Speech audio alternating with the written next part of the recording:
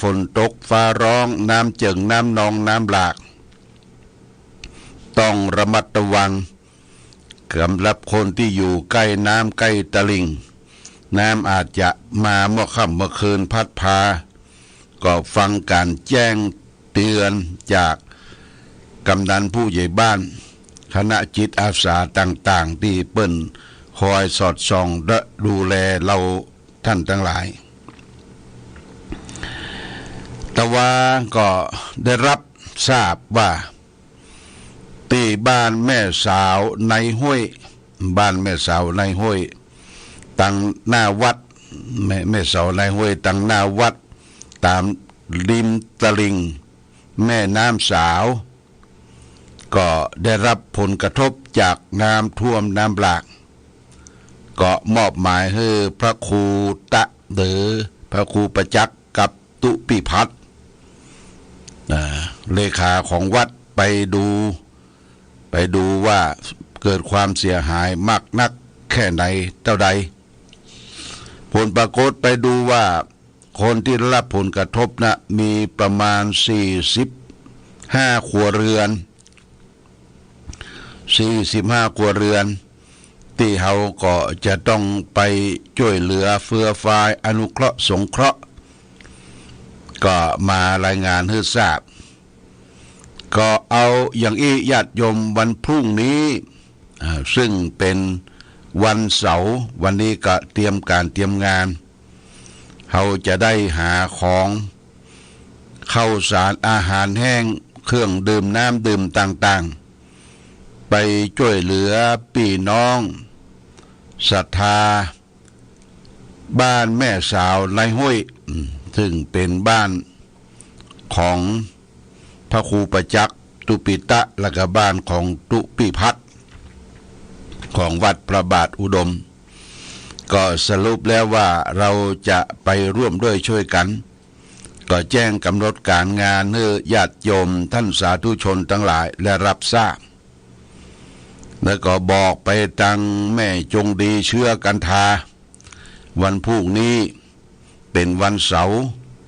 เขาก็จะเปิดรับบริจาคที่วัดพระบาทอุดมได้ภาคเจ้ามาไหว้พระกันในภาคเจ้าตอนบ่ายอย่างจ้าบ่าย2 โมงก็จะได้ปากันเคลื่อนย้ายเอาเข้าของที่รับบริจาคเป็นน้ำเป็นข้าวสารอาหารแห้ง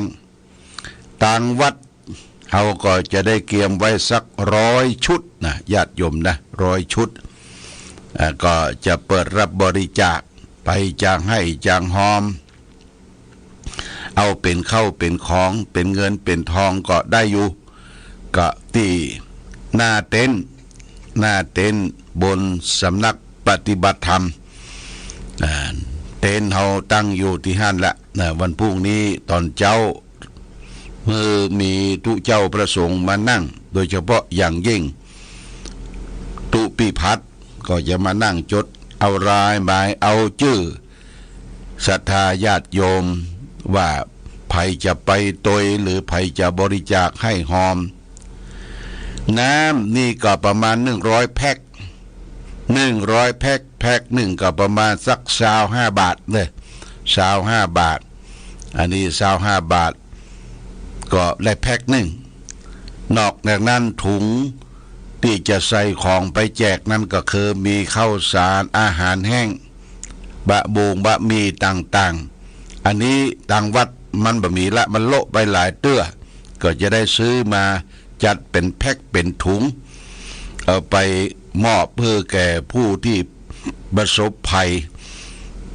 น้ำแม่สาวหลากณที่บ้านแม่สาวในห้วยบ้านแม่สาวในห้วยบ้านที่อยู่ที่อาศัยของตุเจ้าพระสงฆ์และกเณรอยู่ที่หั่นก็มาห้ำเรียนศึกษาที่วัดพระพุทธบาทอุดมนี่หลายรุ่นละก็สรุปแล้วว่าดังหลวงพ่อพร้อมด้วยกองงานเลขาเจ้าคณะอำเภอและก็โรงเรียนวัดพระบาทพระพุทธบาทอุดมก็จะได้ไปร่วมด้วยช่วยกันแจกของให้แก่พ่อแม่พี่น้องได้รับผลกระทบ จากน้ำท่วมน้ำหลากณที่บ้านแม่สาวในห้วยบ้านแม่สาวในห้วยน้ำที่มาท่วมหลากนั่นก็คือน้ำแม่สาวนั่นเองนะแม่สาวเป็นน้ำแม่ใหญ่มาจากแม่น้ำแม่กืมใหญ่หลากเข้ามาก็ขอเชิญชวนญาติโยมผู้ที่พอที่จะช่วยกันได้ก็ช่วยกันไปมาปฏิบัติธรรมประจำวันเสาร์วันพรุ่งนี้ก็มาเปิดรับบริจาคจะบริจาคน้ำบริจาคมาม่ายังเข้าสารอาหารแห้งแล้วก็เขาก็ไปจัดกันเป็นถุงไปมอบแก่ศรัทธาญาติโยมที่ได้รับผลกระทบที่บ้านแม่สาวไรห้วยคือคิดว่าจะต้องเป็นตอนบ่ายออกไปเป็นตอนบ่าย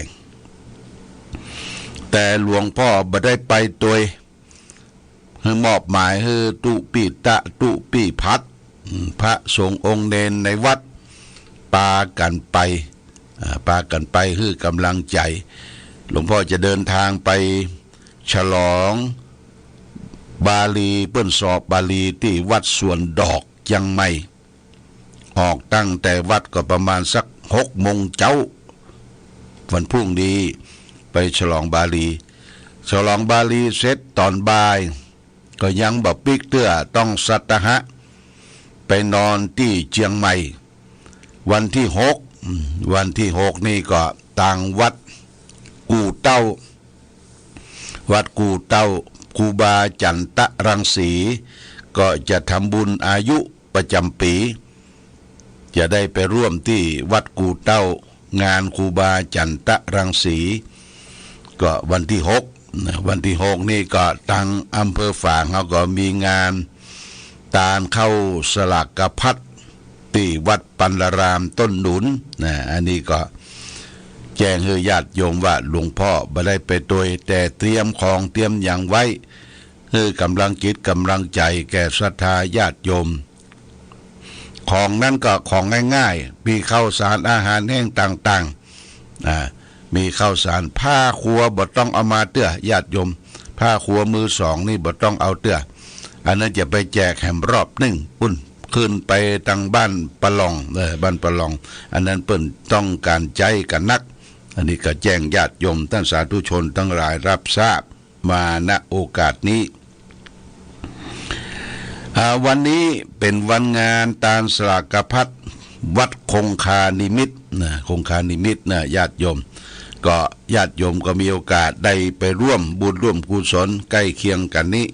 วัดคงคานิมิตวัดเจ้าคณะตำบลม่อนปินหลวงพ่อก็จะฉันเพลที่วัดนี่ก็จะไปถ้ามันตันถ้าตันฉันเพลปุ้นก็จะไปปุ้นเพราะว่าจะต้องไปร่วมประชุมกำนันผู้ใหญ่บ้านที่ว่าการอำเภอประมาณ8 โมงเก่งก่อนเข้าประชุมจะได้ไปแจ้งทางอำเภอทางกำนันผู้ใหญ่บ้านรับทราบเกี่ยวกับเฮาจะได้ร่วมด้วยช่วยกันที่จะได้ร่วมกันให้หอมแผ่นทองเหลืองที่จะเอาไปหล่อหลอมองค์พระนอนคือจะร่วมกันสร้างพระนอนไว้ที่พุทธมณฑลทั้ง3 อำเภอฝางอำเภอแม่อายและอำเภอชัยปราการก็แจ้งญาติโยมท่านสาธุชนทั้งหลายรับทราบวันนี้ได้มาพบญาติโยมท่านสาธุชนทั้งหลายก็ฝากหลักธรรมให้ญาติโยม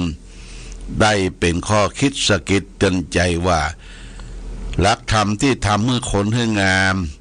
เปิ้นบอกว่าไก่จะงามก็เพราะขน